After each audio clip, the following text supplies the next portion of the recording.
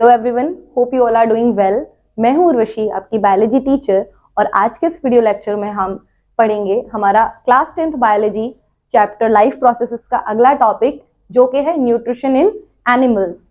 अभी हमने क्या कंप्लीट किया है? न्यूट्रिशन इन प्लांट्स पूरा कंप्लीट कर लिया है, जिसमें हमने फोटोसिंथेसिस को काफी अच्छे से डिटेल में पढ़ा है।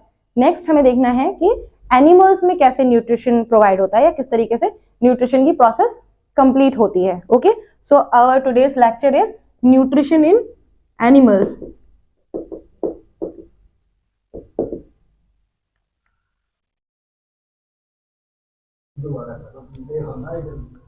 नहीं, वो वहीं से होगा स्टार्ट।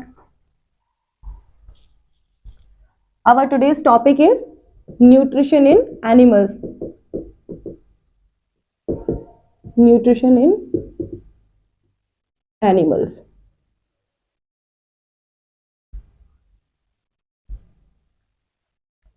हमने प्रीवियस क्लास में ऑलरेडी ये डिस्कस किया हुआ है कि जो एनिमल्स होते हैं वो किस टाइप का मोड ऑफ न्यूट्रिशन शो करते हैं।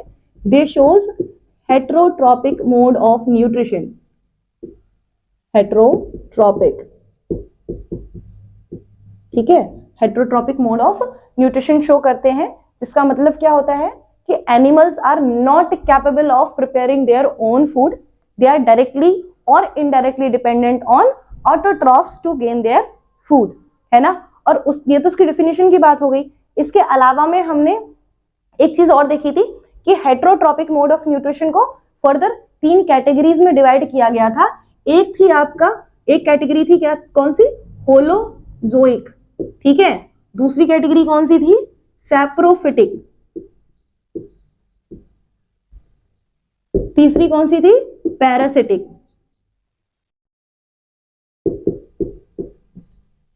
ठीक है, तो जो भी रिक्वायर्ड था वो हमने ऑलरेडी प्रीवियस लेक्चर में डिस्कस कर लिया था। हम देखेंगे, कंटिन्यू करेंगे होलोजोइक मोड ऑफ न्यूट्रिशन, जिसमें कि हमें 2 ऑर्गेनिजम्स पढ़ने हैं। 2 ऑर्गेनिजम्स कौन कौन से पढ़ने हैं हमें एक तो देखना है अमीबा, कि अमीबा में न्यूट्रिशन कैसे होता है, और दूसरा क्या हमें देखना है? ह्यूमन, ठीक है।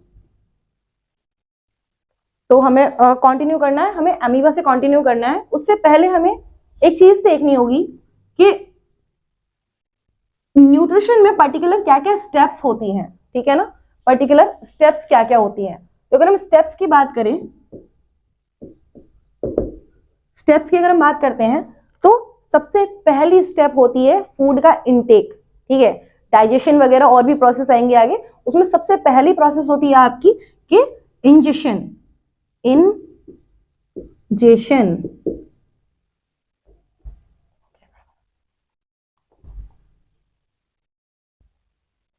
पहली प्रोसेस होती है आपकी इंजेशन, ठीक है। इंजेशन का मतलब क्या होता है? Intake of food. हमने फूड को इनटेक किया है, खाया है। उसके बाद फर्दर फूड का क्या होगा? फूड पहुंचता है हमारी एलिमेंट्री कैनाल में, और क्या होता है वहां पर? उसका डाइजेशन होता है, ठीक है। इनटेक किया फूड को, देन वो डाइजेस्ट होता है। फिर नेक्स्ट स्टेप होती है हमारी एब्जॉर्प्शन, एब्जॉर्प्शन, ठीक है। एब्जॉर्प्शन क्या? जो डाइजेस्टेड फूड है उसको एब्जॉर्ब किया जाएगा, ठीक है। एब्जॉर्ब करके जहां पर भी रिक्वायरमेंट है वहां पर सेल्स तक पहुंचाया जाएगा। देन फिर क्या होता है? उसका एसिमिलेशन किया जाता है। एसिमिलेशन का मतलब क्या होता है कि जो डाइजेस्टेड फूड था उसको फर्दर यूज किया जाएगा एनर्जी बनाने के लिए, है ना। तो वो एसिमिलेशन प्रोसेस कहलाई जाती है। अच्छा, लास्ट स्टेप इसमें एक और आती है कि जो अनडाइजेस्टेड पार्ट रह जाता है। ऐसा तो कभी होता नहीं है कि हमने जितना भी फूड इनटेक किया वो सारा का सारा डाइजेस्ट हो जाएगा और यूज हो जाएगा। कुछ अमाउंट ऑफ फूड क्या होती है जो डाइजेस्ट नहीं हो पाती है किसी भी ऑर्गेनिज्म के अंदर, फिर उसको क्या कर दिया जाता है? बॉडी से एक्सक्रीट आउट कर दिया जाता है, ठीक है। तो उस फिनोमेना को बोलते हैं हम इजेशन, ठीक। उस फिनोमेना को हम क्या बोलते हैं? इजेशन बोलते हैं। तो ये 5 स्टेप्स होती हैं जो कि किसी भी एक ऑर्गेनिज्म में फॉलो होती हैं for the complete digestion of food, या ये कहें न्यूट्रिशन के लिए ये कुछ स्टेप्स फॉलो होती हैं। हमें ये सारी स्टेप्स पर्टिकुलर 2 ऑर्गेनिजम्स में देखनी है। पहला हमारा क्या हो जाएगा? अमीबा, और दूसरा क्या हो जाएगा? ह्यूमन। तो आज के लिए हम देखेंगे कि अमीबा में ये पूरा न्यूट्रिशन प्रोसेस कैसे होता है, ठीक है। So we will write it down that nutrition in amoeba, nutrition in amoeba.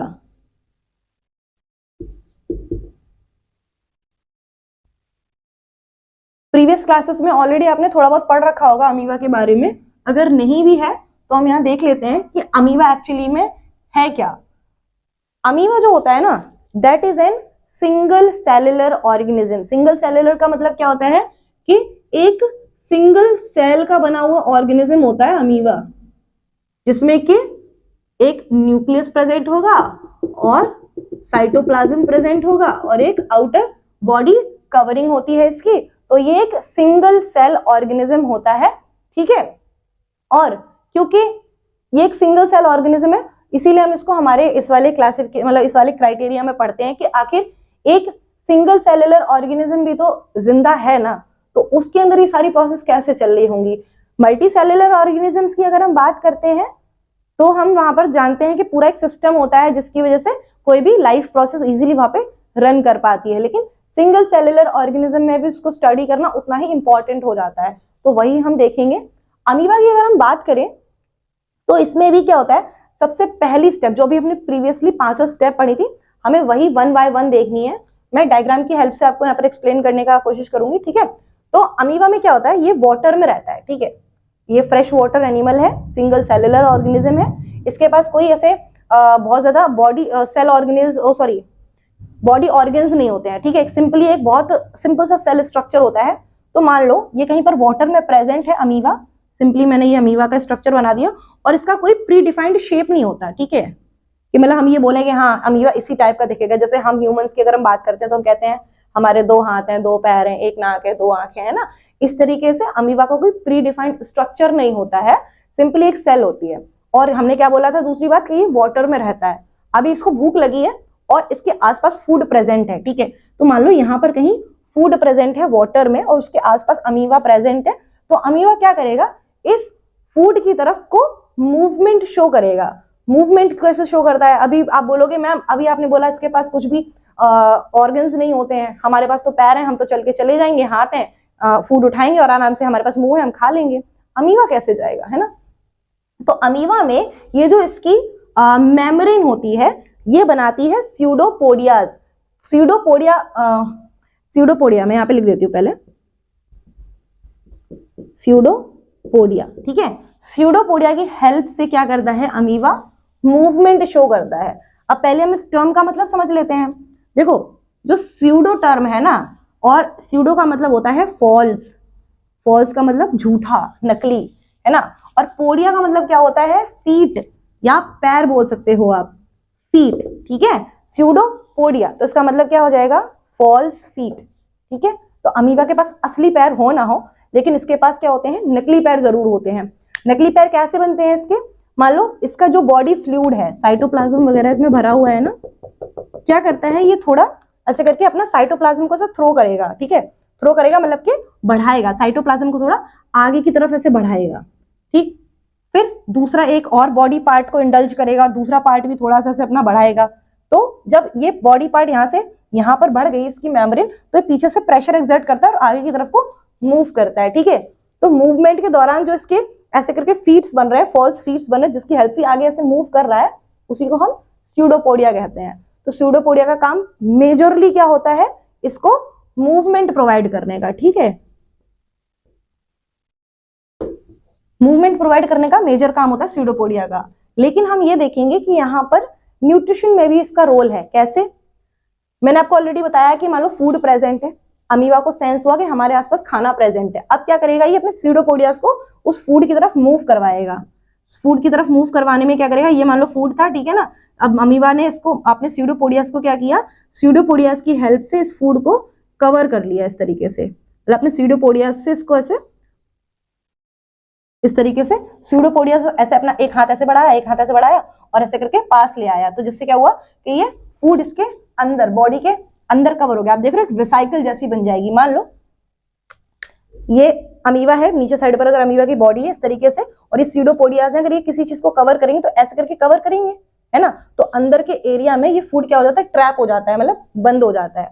उसके बाद क्या होगा, ये बन गई अब फूड वेसाइकिल, ठीक है, फूड वेसाइकिल बन गई।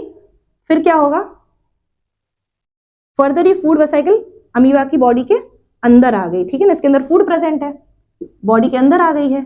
अब इसमें क्या होगा, इसमें एंटर होंगे कुछ एंजाइम्स, ठीक है, एंजाइम्स एंटर होंगे, एंजाइम्स एंटर होंगे इस फूड वेसाइकिल में। तो क्या होगा, जो फूड इसमें प्रेजेंट था उसका क्या स्टार्ट हो जाएगा, डाइजेशन, है ना। इससे पहले वाली ये स्टेप क्या थी कि फूड को इसने इनटेक किया है, अंदर लिया है, तो ये हमारी प्रोसेस कौन सी हो जाएगी, इंजेशन, ठीक है, पहली स्टेप होती है हमारी इंजेशन।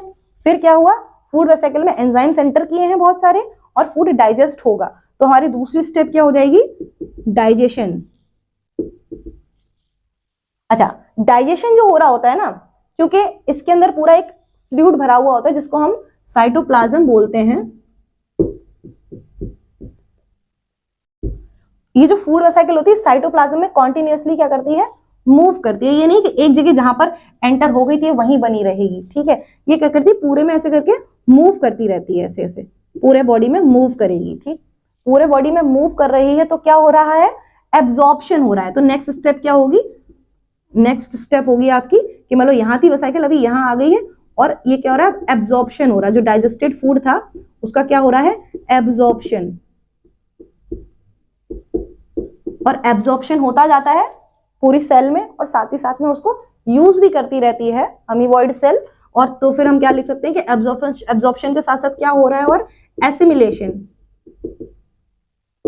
ठीक है। अच्छा, एक बार जब डाइजेशन कंप्लीट हो जाता है तब क्या करता है, ये जो वेसाइकिल है, फूड वेसाइकिल है, क्या करेगा अमीबा, अब इसको इसकी जरूरत नहीं है तो ये बॉडी से इसको बाहर निकालेगा, बोले अब जब तुम्हारी जरूरत नहीं है, काम खत्म हो गया तो जाओ बाहर, क्यों ही हमारे ऊपर लोड बढ़ा रहे हो, है ना।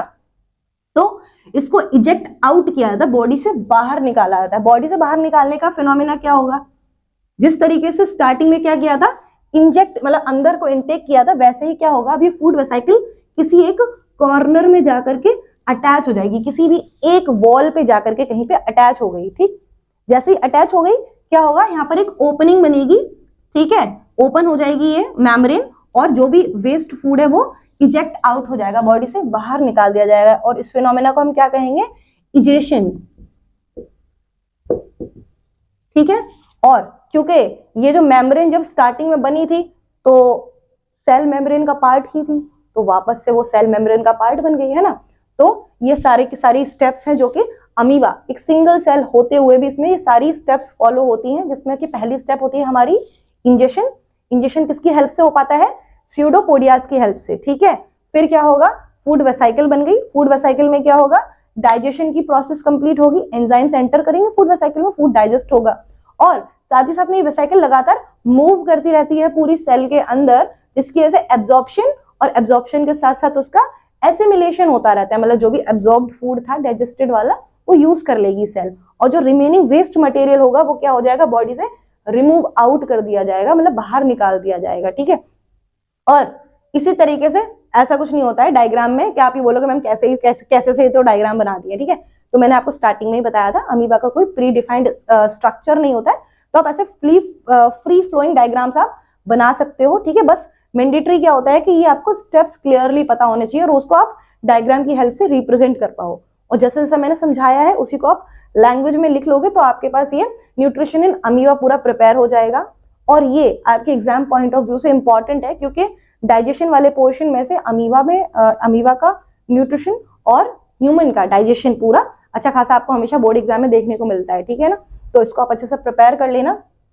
अच्छा, इसके अलावा मैं दो फैक्चुअल पॉइंट्स हैं जो मुझे बताने थे कि ये जो फूड होता है ना, ये ना इसका फॉर्म कैसा है, मतलब किस टाइप का फूड है, सॉलिड फूड इनटेक कर रहा है कि कोई लिक्विड फूड इनटेक कर रहा है, उस बेसिस पे इसको ना दो नाम दिए जाते हैं। अगर मान लो फूड कैसा होता है, सॉलिड फॉर्म होती है, ठीक है, और दूसरी फॉर्म मैंने क्या बोली थी, लिक्विड फॉर्म बोली थी फूड की, है ना। अगर सॉलिड फॉर्म को इनटेक कर रहा है तो इस फिनोमिना को एक टर्म दिया जाता है, it is known as phagocytosis, phagocytosis,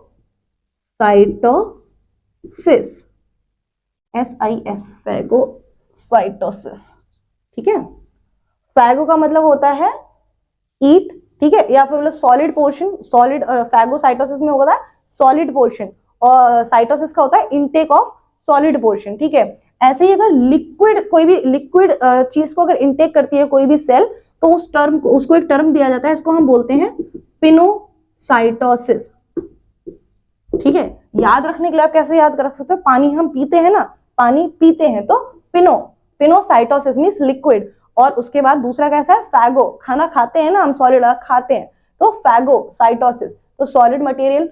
और ये वाले जो टर्म्स हैं ये आपको आगे बायोलॉजी में काफी हेल्प करेंगे, कहीं पर भी जाओ फ्यूचर में भी बायोलॉजी पढ़ेंगे तो आप देखेंगे कि ये वाले टर्म्स मोस्टली यूज किए जाते हैं इसी टर्म से रिलेटेड के, इनटेक ऑफ मटेरियल्स। यहाँ तो हमने फूड की बात करी थी, आगे जब हम और भी डिटेल में चीजें पढ़ेंगे वहां हम देखेंगे कि जो सेल्स होती हैं वो कोई ना कोई मटेरियल को इनटेक करती हैं, है ना। तो इनटेक करने को हम साइटोसिस बोलते हैं, और अगर वो सॉलिड फॉर्म होती है तो फैगोसाइटोसिस बोला जाता है, और अगर लिक्विड फॉर्म होती है तो पिनोसाइटोसिस बोला जाता है। This is just for extra knowledge. I hope आपको न्यूट्रिशन इन अमीबा इजीली समझ में आया होगा, है ना। और अगर अच्छे से समझ में आ रहा है आपको ये सारा सीरीज जो भी समझाया जा रहा है, देन प्लीज लाइक करिए वीडियो को, और मैंने आपको बोला था कि आपको आपके सजेशंस देने हैं कमेंट बॉक्स में, ठीक है ना, ताकि आपके अकॉर्डिंगली हम खुद को और इम्प्रूव कर पाए, है ना। तो this is all about today's lecture. Please do like this video and subscribe the YouTube channel and also press the bell icon ताकि आपको आने वाले वीडियोस के अपडेट इजीली मिलते रहे। Thank you so much.